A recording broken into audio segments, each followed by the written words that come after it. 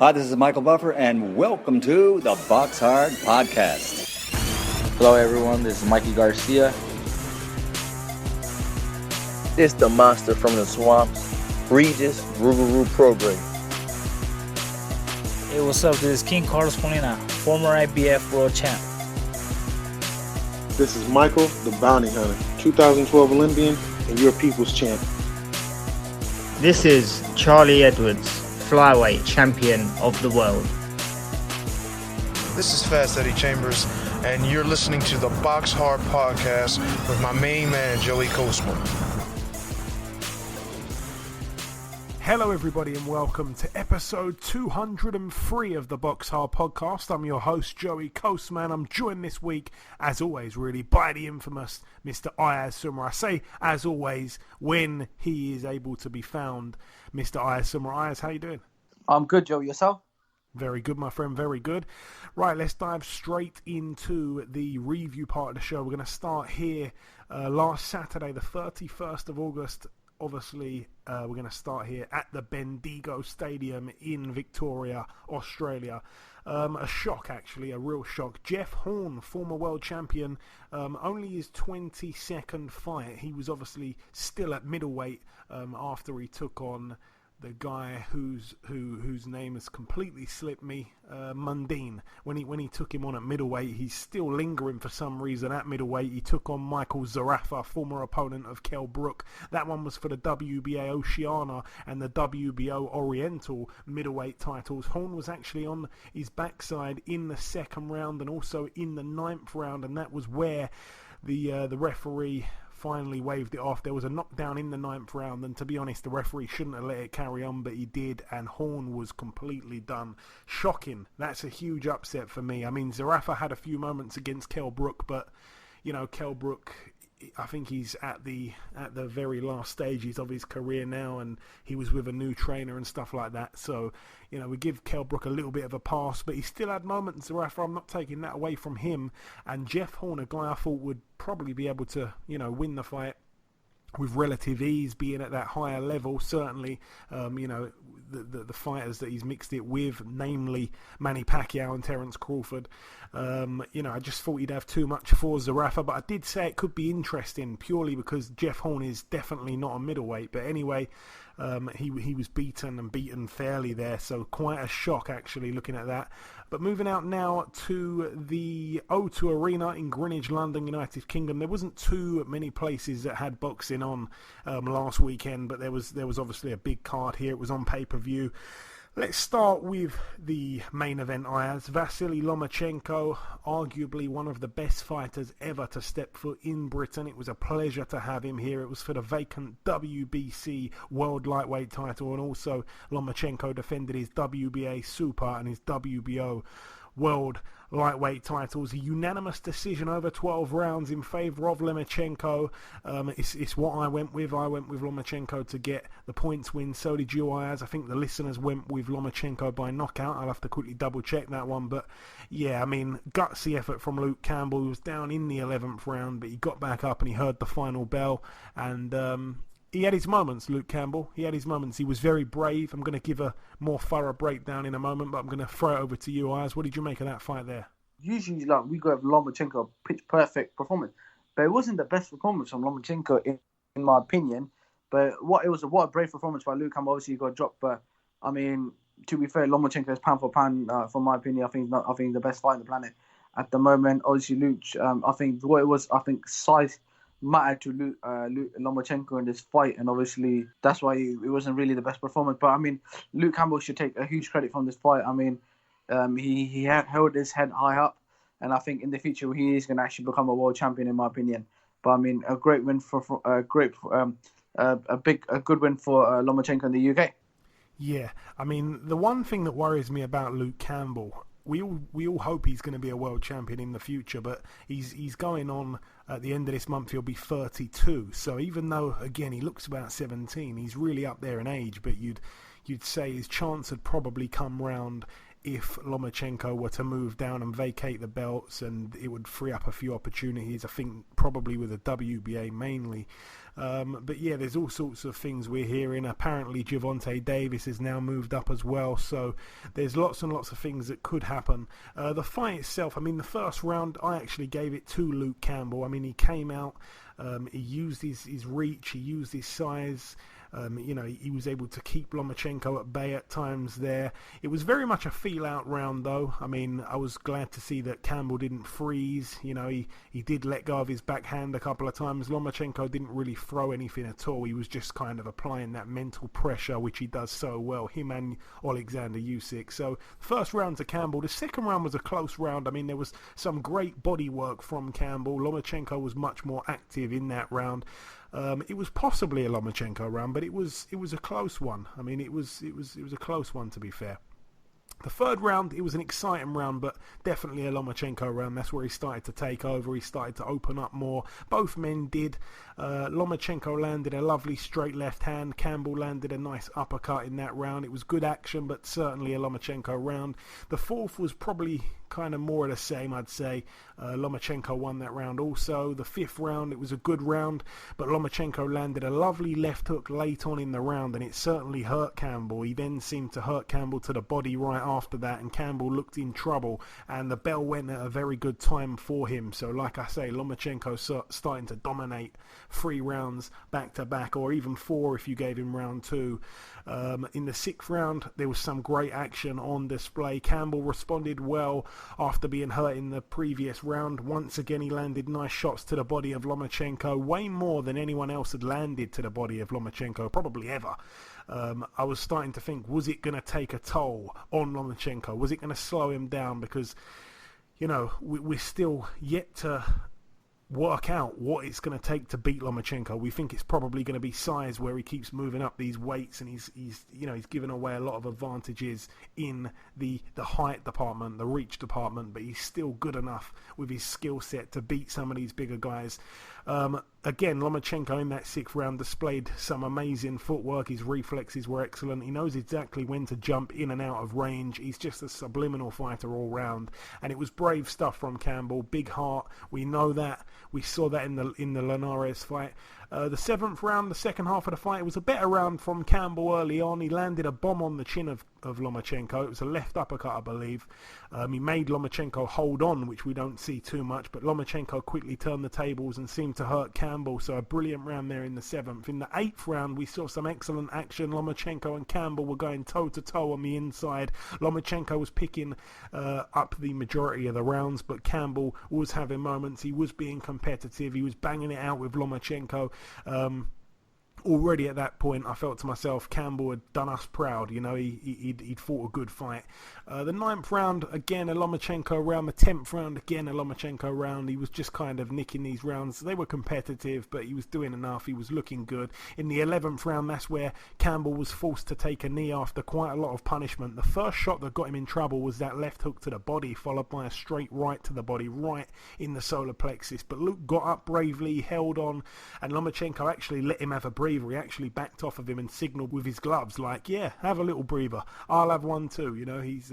He's quite a showman at times. In the final round, though, the 12th round, Lomachenko closed the show nicely. He won the round. He hurt Luke a couple of times. Luke then hit him low, and he bought himself some time. He also threw him on the floor and bought some time there, Luke Campbell, showing those experienced little tactics there. But, he got through it, and as I called it, Lomachenko on point, so did you, Ayaz. So we both gain a point, like I say. Commiserations for Luke Campbell, but he done us proud. He needs to, stay positive, which he will do. It's not going to be the easiest pill to swallow, because Luke Campbell has got belief in himself off the chains. So he will be quite disappointed that he lost. He would have gone into that 100% in his mind thinking he was going to win. So it's going to probably take him a little while to get over it, but he's a positive character, like I say, tons and tons of belief, and that little hiccup there won't get in the way of his plans for sure. So all the best to him and Shane McGuigan.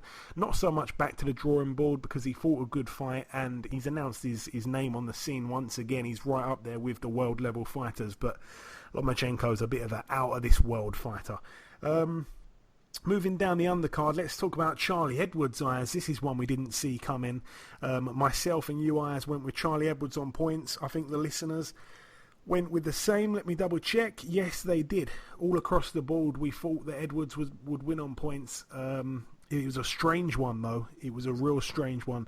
After 3 rounds, Charlie Edwards was actually dropped in the 3rd round, and when he took a knee. Let's just clear that up. I'm not doing a good job of this straight away. He took a knee. He was hurt. He took a real onslaught from the big puncher Julio Cesar Martinez, and when he took a knee, while he was down and clearly down, Martinez decided to throw a huge left hook to the body of or the rib cage of a completely unprotected Charlie Edwards, and straight away you could see the facial expressions change. He was in terrible pain, and he couldn't carry on. And that shot there obviously ended the fight. The referee made a bad call, made a big mistake. He didn't call it at all, and he counted Charlie Edwards out. But thankfully, Maurizio Sulaiman got in the ring afterwards and said it was a no contest. So straight away there, the result got changed, and Charlie Edwards managed to retain the title.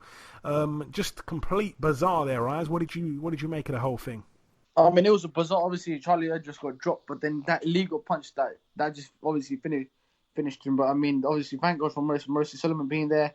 Obviously, if it wasn't for Maurizio Sulaiman's decision, he would have won the fight. But I mean, fair play. I mean, Charlie Edwards still the champion. In football, you got VAR. I remember Eddie Hearn saying that they need something like a VAR system for boxing as well. So I think that'd be really good if it happens in boxing. Yeah, I think that's another topic for another day, but I can't see how that's going to work. They pause a football match to review VAR. They couldn't really pause a boxing match to review VAR to see if it was a knockdown or wasn't, while the other guy is recovering from the knockdown, if it was a legitimate knockdown, stuff like that. So I can't see how that's going to work, but interesting thought anyway.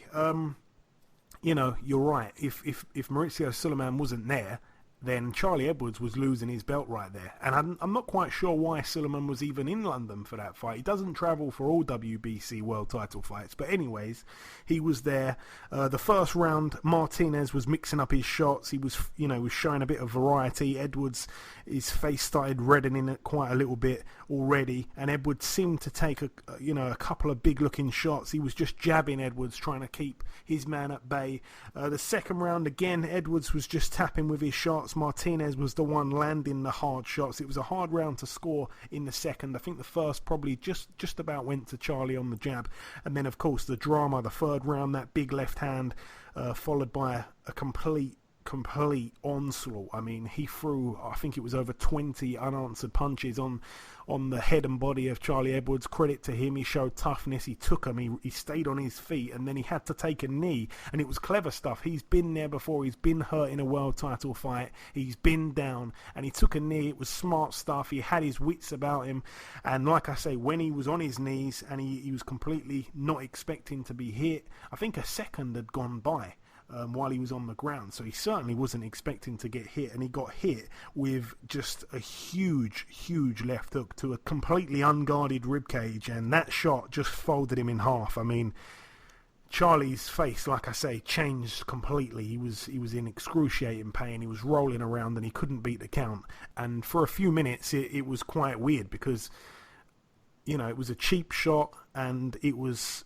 unclear of what was going to happen. And like you said, credit to Maurizio Sulaiman, he ruled it a no contest in the post-fight interview. I almost felt a tiny bit sorry for Martinez, just a little bit. I mean, Charlie's my friend, but I felt a little bit sorry for him because he was doing excellently well. He's beaten Andrew Selby, and he's come over here. It was his big chance, and the fight was going his way. Let's get it right. And a moment of stupidity has cost him, and now he goes back to Mexico. Credit to Sulaiman. Once again, I've said it many times, but Sulaiman being a Mexican to go against his native fighter, that's quite ballsy, really. Again, I'm sure they'll try and do something for him, but he was celebrating. He was loving it, and then all of a sudden, no, it's been overturned. So I felt a little bit sad for him in that department, but of course, I'm happy that Charlie, by hook or by crook, remains champion. I think Bellew probably nailed it in the post-fight discussion kind of thing. Bellew said, every time Martinez hit Charlie Edwards, he was hurting him, and the writing was on the wall what was going to happen. That's fair for him to come out and say that. I think Charlie Edwards does need to move up in weight. He was obviously a super flyweight before he came down in weight. He hadn't made the weight for quite a while. He come down to flyweight and he won the title. But that's probably it. That's his short reign probably over, I'm guessing. I think he should move up. He was looking strong, really, really strong. He hadn't fought on the world level scene, but he was blowing people away domestically. And, when he moved down in weight, he moved up in level, and then he wasn't getting the knockouts. He wasn't the power puncher that he was in a few fights at Superfly. So it'd be interesting. He's already become WBC world champion, so he's already achieved his goal. I'm very proud of him. That's it for that one, though. Like I say, Charlie Edwards still has the record 15-1. He's got the no contest there, and Julio Cesar Martinez 14-1, one no contest, denied his own chance of becoming a world champion. His own stupidity lost him the fight. On the undercard again, Hughie Fury against Alexander Povetkin. I want to try and go through this pretty quickly. It was for the vacant WBA International Heavyweight title. The first round, for me, Fury got the round. Nice jabs, as expected. Fury was happy to mix it up in the first round. I was a little bit surprised by that. I thought Hughie would just try and keep him at bay and not really sit in the pocket, but he did at times, and Povetkin was struggling to get past Fury's jab. In the second round, which I call the fixed round, there was lots and lots of money being betted that apparently Povetkin was going to take a dive in the second round. I've never heard something so stupid as that in my life. It was more of the same from Hughie Fury. Good work. Povetkin was respecting Hughie's power a lot. He looked a little bit bewildered at times, and I wasn't really sure why. Povetkin was repeatedly backing up willingly as well. Really showing the respect to Hughie Fury. In the third round, again, it was all the boxes being ticked from Hughie Fury. Very mature performance from him. Very nice movement and shot selection. Povetkin was throwing the odd nice shot, but he seemed to be a few paces behind Hughie. And then in the fourth round, it was a closer round. Povetkin once again was having his moments, but it was more than likely a Hughie round in my opinion, so I gave him the first four there. 5, 6 and 7, not much happened really. It seemed to be a period where Hughie just seemed to slow down a little bit, and in the 8th round, that was where Povetkin started landing big shots on Hughie Fury, and for a 39-year-old man, Povetkin looked brilliant. I mean, I'd like to see him against Luis Ortiz, by the way, the two 39-year-olds, but again, in this 8th round, Hughie was showing a brilliant chin. It's not the first time he showed a brilliant chin in his career. The 9th round was where Hughie Fury got a cut eye, and again, he had to show his iron chin. It was a bad round for Hughie, and Povetkin was starting to sink big shots in. I was hoping that Hughie didn't let the cut get to his head like he did let a cut get to his head perhaps in the Pulev fight. He couldn't afford to let it worry him too much. In the 10th round, it was a closer round. It was a hard round to score. The 11th round, again, Hughie had to take some monster shots, and I expected Hughie to have more in the gas tank out of the two. But to my surprise, it seemed like Povetkin was probably the fresher in the later stages, even at 39. So that was a bit worrying, actually. Hughie's chin, again, solid as hell. I felt he'd need a big 12 round, perhaps, to pinch it, and he didn't have a big 12 round. Povetkin won that round for me. I wasn't strictly scoring the fight all the way through, but I felt like Hughie probably racked up a bunch of the early rounds, and he lost a lot of the late rounds. I mean, he was just nicking rounds early on, whereas Povetkin was winning rounds quite clearly. I felt it was going to be a close fight on the scorecards, but it was anything but that. Very wide, actually, in favour of Povetkin, to my surprise. All three judges had it exactly the same, 117, 111 to Povetkin. Where does Hughie Fury go from here, Ayaz? It's a difficult one because we haven't really found out any more about him. I mean, he lost to Pulev, he's now lost to Povetkin. Those are two guys I've always thought are on the same kind of level, Pulev and Povetkin. He could have beat Parker, but he didn't get the decision. He's still at the same kind of level. He's above domestic. You'd think he's probably above European, but maybe he should just drop down to European, perhaps. I don't know. What do you think? I think he's still way too young. I think he needs to work on his strength and conditioning a lot. He's very slow as well. For me, I think a really good fight with him would be him versus Carlos Takam. I think that would be a really good level for him. Step up first, and then I think he should fight the big guys. I think he's still young. He's only 23 years old at the moment. He's still young as well. He's still developing as a fighter. obviously, he's fought some very good guys, and obviously, but if he worked in the strength and conditioning, well, I think he'd really be really good. But I think his next fight, if I was him, I think he should fight someone like a Takam or a Chisora, and I think that'd be a really good fight for him. And I think he'll beat him, or even a David Price. Yeah, interesting fights. Okay, yeah, I like the Price fight for him actually. I think he's 24, by the way. Could be wrong. But moving down the undercard once again, Joe Cordina against Gavin Gwynn. The two Welshmen got it on, both undefeated. Cordina had a point deducted in the 7th round for a low blow. Gwynn had a point deducted in the 9th round for hitting Joe Cordina in the back of the head. It was for the Commonwealth and British lightweight titles. Cordina got the win unanimously over 12 rounds. Josh Buatsi took on the previously never been stopped Ryan Ford, 16-4. Buatsi defended his WBA International light heavyweight title. Ford was down prior to the KO that came in the 7th round. And what basically happened was, well, it was a strange finish. You know, it was a decent fight actually. There's a few times where Ford had his moments, hitting Buatsi with straight shots and stuff like that. But yeah, it was weird how it finished, because Buatsi seemed to hit Ford low, and then when he hit him low, Ford bent over. You know, like ow, you know, like if you get hit in the nuts, you kind of bend forward. And when he bent forward, Buatsi hits him in the back of the head, like downwards, you know, and then he goes down, and then the referee counts him out. So he feels like he was hard done by, and I've actually seen him on social media trying to appeal the decision. He saw what happened in the Charlie Edwards fight. He wants a no contest himself. Also on the bill, James Tennyson picked up a 2nd round KO against Atif Shafiq. That's a brilliant win there for him. It was for the vacant WBA International lightweight title. Shafiq was down prior to the knockout. He's just too big and strong, Tennyson, for Shafiq there. He's a big puncher, Tennyson. He's a strong guy, huge for super featherweight. Now he's moved up to lightweight. He looks big there as well. Savannah Marshall moved to 7-0, a win against Daniele Bastieri, who was 2-0 actually, undefeated. Hero's now gone with a 5th round TKO. Martin J. Ward picked up win number 23. He's got the 1 loss and the 2 draws. It was a 5th round TKO against Jose Bendana, who's now 10-13 with 4 draws. Moving out now to the Minneapolis Armory in Minnesota, USA. 2 fights to mention over here. Firstly, on the undercard, big upset here. Money Powell the 4th. He was a real good amateur. He's had a name that I've looked at for years. Money Powell. I thought, wow, he's beaten quite a few good kids in the amateurs. He turned over. He was 10-0. He took on Devon Alexander's brother, Vaughn Alexander, who had a good undefeated record after coming out of prison, and he lost a few fights. One was to Dennis Duglin, and he got in there with Money Powell, and he actually calls the upset. So he takes Money Powell's he gives him a rude awakening there to the pros. Money Powell now 10-1. It was a majority decision over 8 rounds, so well done there to Vaughn Alexander, now 15-3. But the top of that card, the main event, was Erislandy Lara. He moved to 26-3 with 3 draws. It was for the vacant WBA World Super Welterweight title against Canelo's brother Ramon Alvarez. The TKO came in the 2nd round. Alvarez now 28-8 with 3 draws. Alvarez came in very much overweight actually. He was, I think it was almost 5 pounds heavier than Erislandy Lara. That is just terrible, to be honest there.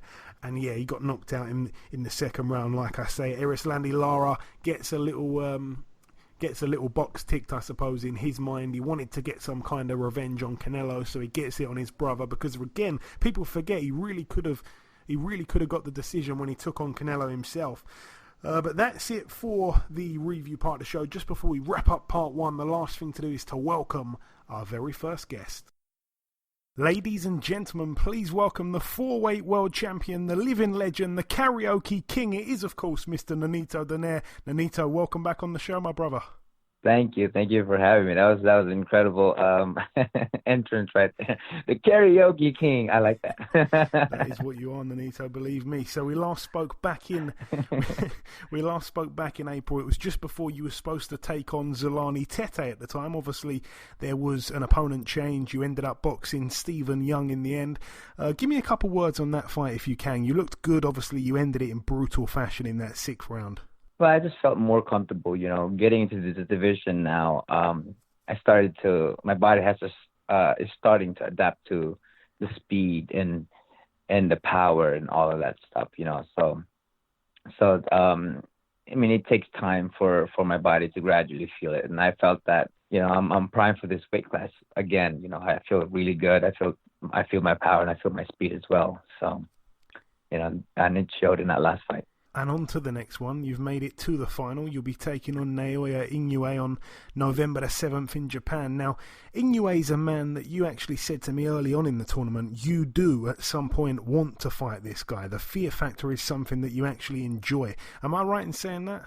Yes. You know, I think that it's more of the excitement of fighting a big name and you know, a tough kid, a talented kid. You know, that's what I live for, man. I live for those challenges. And there, of course, was a little period in which things promotionally were quite slow. I don't think you knew exactly what was going on with the final. What exactly happened from your point of view? What can you tell us, Nonito? There's a few of us a little bit worried that the final might not actually take place.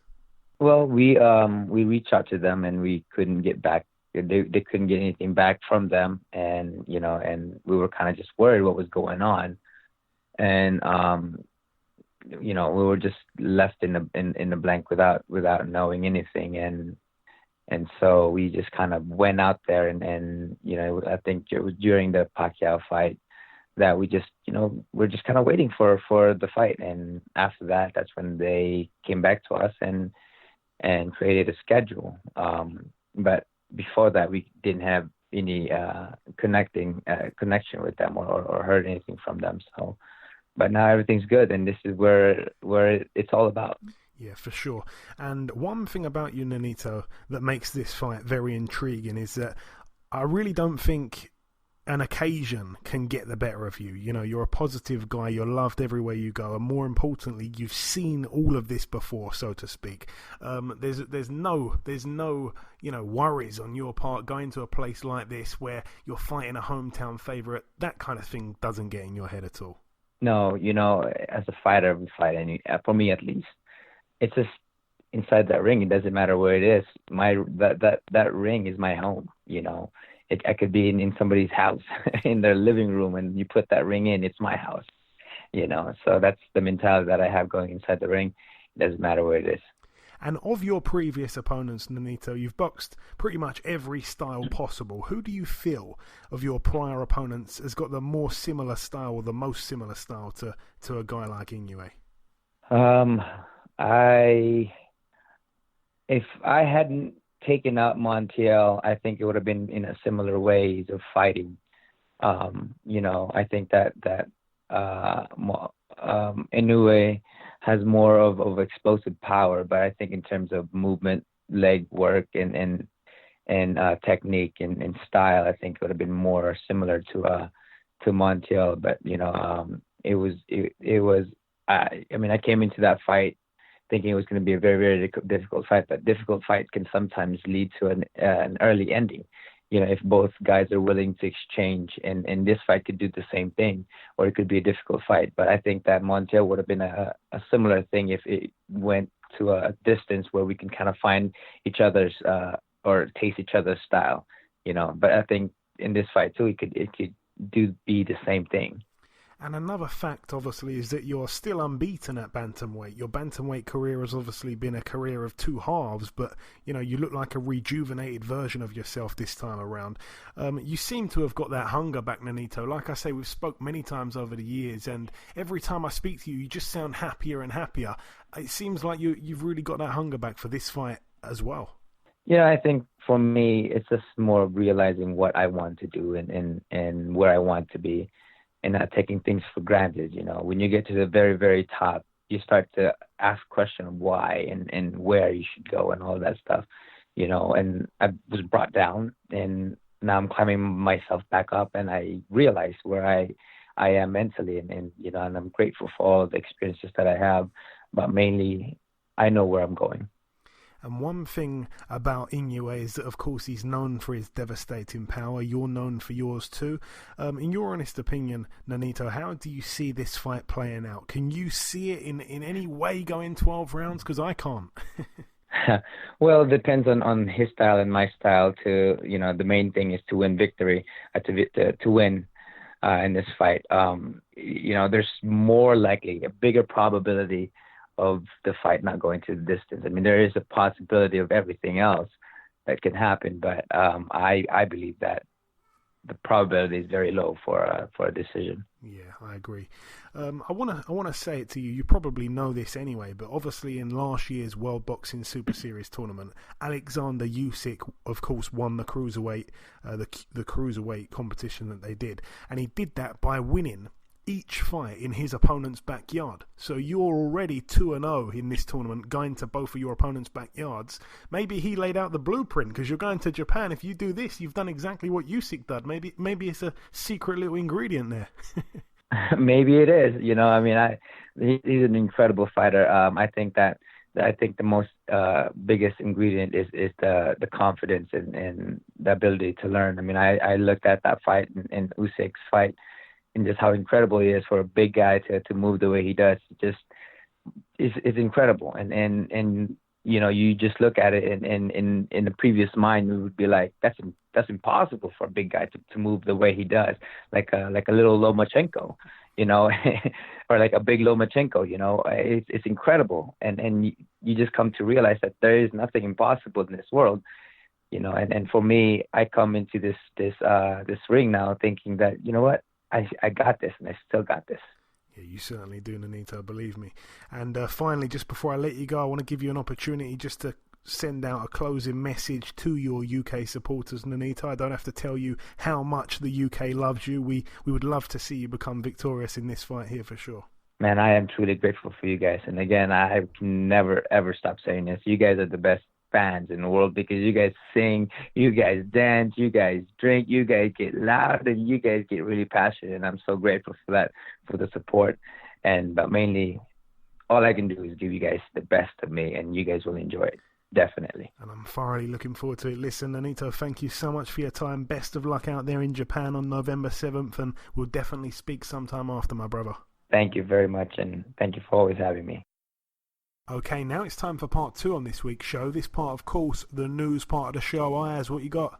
The first news that I got is Agit Cabello has vacated his European title. Yeah, Agit Cabello, a guy that holds a good win, by the way, in Monaco over Derek Chisora. He's vacated his EBU heavyweight title. Basically, what it seems like anyway, was to avoid Joe Joyce, because I think purse bids were going to get called earlier this week, and he has vacated it just before they got called, something like that. So it seems like he doesn't want any part of Joe Joyce, so hopefully Joe Joyce fights in his next fight for the European. And, there's a list of guys I'd like to see him in with, to be honest, Joe Joyce. So I think he's even calling out people like Takam and even Big Baby Miller, I think, is on his list. So interesting. I'd like to see those big fights, whether it's for the European. That'd be nice. If not, then it is what it is. He's got to get moving fast anyway, Big Joe Joyce. So the big news is that on October 26th, live from Sky Sport box office, Regis Prograis will face Josh Taylor, and on the undercard will be Derek Chisora versus Joseph Parker, Ricky Burns versus Lee Selby, and Lawrence Okoli.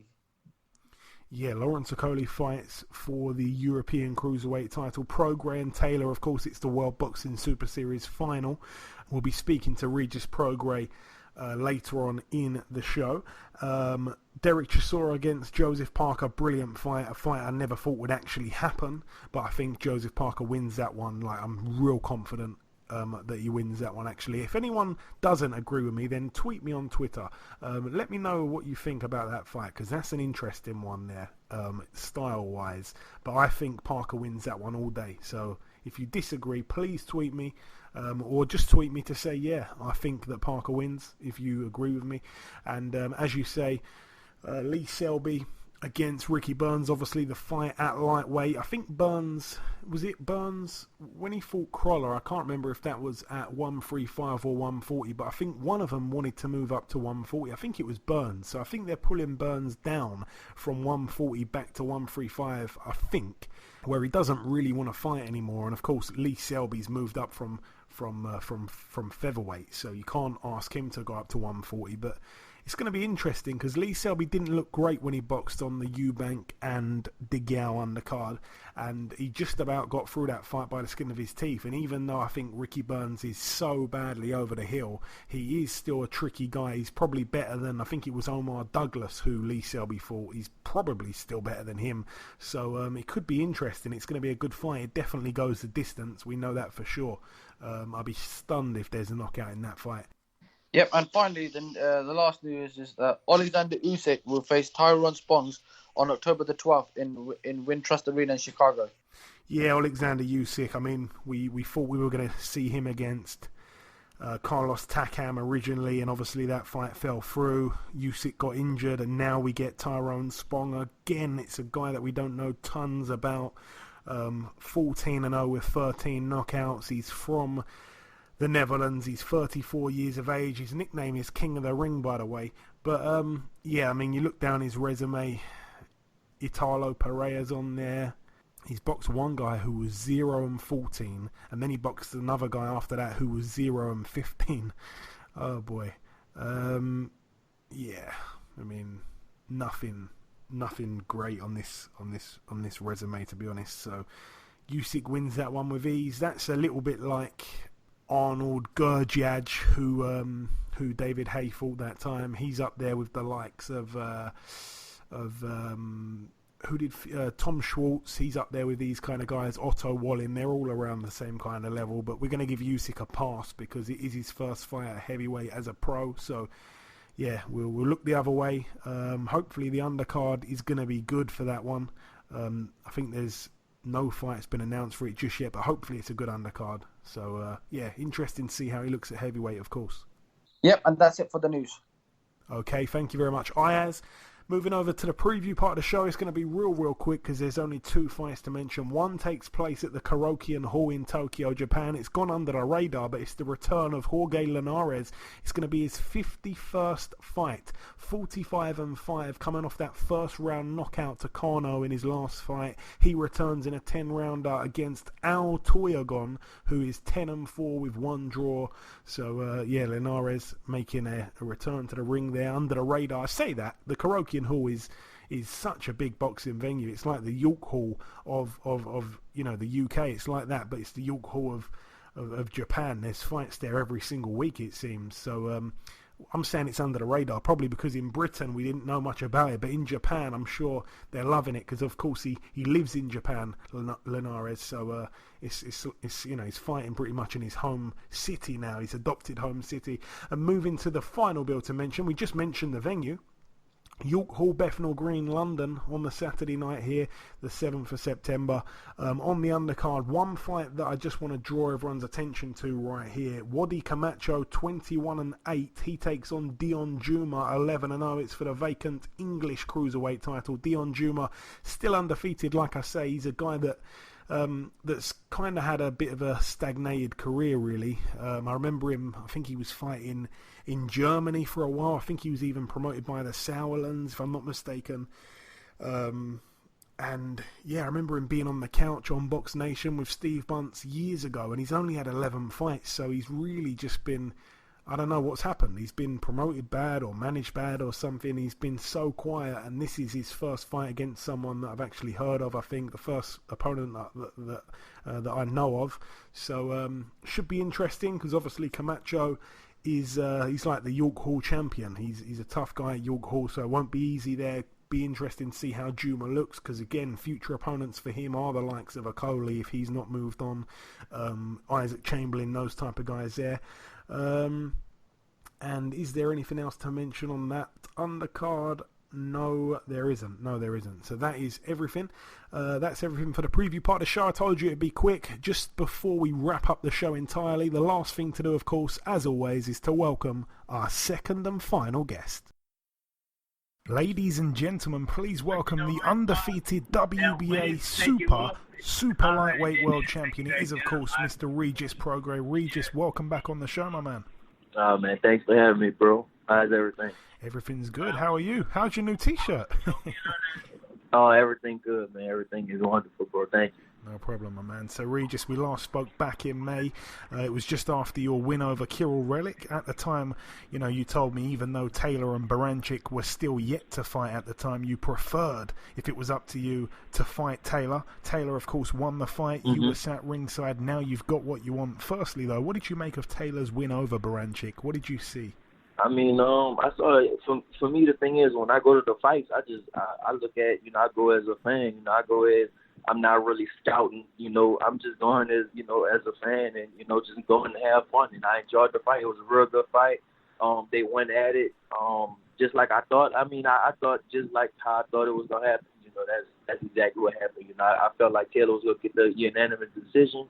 He was going to beat him, but I felt like, it was going to be a tough fight for him. And they was going to go to war, and that's kind of what they did. And like I said, that night I was a fan, and I went and scouted, and I had fun that night, So, but like I said, I wasn't. You watching, you're going to fight either one of them. But it's not like I was like scouting or nothing like that. I was just out there having a good time.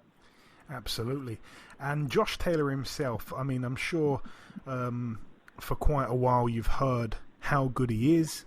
As you say, you watched him live, you were there as a fan. I mean, did you see anything that you perhaps didn't know? Did he impress you any more than what you thought how good he was before? Not really. I mean, I knew how, I think, as far as skill-wise, I know how good he was, and that's kind of what he showed. I think one thing he did show, maybe that I didn't see before is like he got cut, and, he got cut early, I think maybe in the 5th or 6th round, and, he finished the fight with the cut, and, he just kept fighting, basically, but, I mean, my opinion, basically stayed the same about him. Will Josh Taylor be your toughest fight so far as a pro? Is he your best opponent, do you feel? It's supposed to be. It's definitely supposed to be. They all say that about, every fight. They say, it's supposed to be your toughest opponent. It's supposed to be your toughest opponent. I mean, the thing is, you never know until you fight the person. You never know until you get in there with them and fight them. But, of course, on paper, he's definitely supposed to be my toughest fight to date. So, it'll be interesting. It'll be, hopefully be interesting. It'll be a fun night. And it looked like for a while that the fight might not happen. We had to wait quite a while for an announcement. I know that you were not even sure yourself if the fight would go ahead. Do you know the ins and outs of what actually happened? Why there was so much of a long period without hearing anything? It was just things going on with the World Boxing Super Series that that they had to get. Basically, like financial wise, they had to get together, and once they got together, then everything was planned. But for me, in my mind, like I always knew I was fighting Josh Taylor next. I never planned on fighting nobody else. My whole thing was like I knew I was gonna fight him. It was just about when and where. That was it. But for me, I wasn't worried about all that stuff going on with WBSS and saying that the fight gonna be this, the fight gonna be that, canceled and all that. I wasn't ever looking at it that way. I was always looking at it like, that's going to be my next fight. That's who I want to fight next, and it was too much on the line not to, to pass it up. So that's what, I'm glad it worked itself out now, and I'm coming to the UK. And I don't really want to take anything out of context of how the way Josh Taylor said it, but I'm sure I read a tweet that he was trying to say you were trying to find a way out. You were trying to duck him. Am I right in saying that? Did he say that? You're right. No, you're right. Yeah. I mean, yeah, they said that it was him and all his fans, and there's Irish people and all that was saying like I was ducking him. I was like, what? And the thing is, I couldn't really say nothing about it because of like it was going through like litigation and all that stuff with the WBSS. So I couldn't really say nothing about it. So I kind of read stuff and I was ducking him and all, and I was trying to get out the fight, and then I think what made people think that is like because of the Adrian Broner thing. Adrian Broner had called me out and I responded to him. And so, people was like, oh, he trying to duck Taylor to go fight Adrian Broner, or easier fight can go fight Broner. And for me, that was never the case. Like, I always wanted to fight Josh Taylor. That was, that's the reason I got in the tournament, to fight the best. And, for me, he is the second best. After myself, he is the second best. So I wanted to fight him. So, of course, I feel like he's supposed to do that. It was like ammunition and stuff like that. I feel like that's what's supposed to happen. Because if the same thing would happen to him and he would have, some financial things or whatever would have happened with him, and he would have said he pulling out the fight, and then some shit happened with Adrian Broner, I would have said, yeah, that motherfucker stuck in me too. So, it is what it is. And of course, the fight is on. Yeah. It takes place in London on October 26th at the O2 Arena. I'm sure you're looking forward to coming to London as well as fighting there, but also just coming there to visit as well, Regis. Yeah, definitely. It's actually, I've been a whole bunch of places, but I've never been to London. So I can't wait to come. I'm thinking about, maybe even after the fight, staying a week or something like that, and just to, just go enjoy it out there and stuff like that. But of course, I don't want to get too much in front of myself. I still gotta fight first before anything. So, but yeah, I can't wait. And I know a lot of people say it's like a dream come true to go fight in London. For me, it really is. I think about so many greats. I think Marvin Hagler. That's what he won his he won his title over there. He beat an English fighter over there. So And I want to ask you, Regis, about your thoughts on Hooker versus Ramirez. Obviously, it's a little bit old news now, but it was a great fight. Did you expect it to go the way it went? Nah. I mean, he shocked me that he knocked him out, but I felt like he was gonna win. I definitely felt like he was gonna win. I felt like Ramirez was gonna beat Hooker.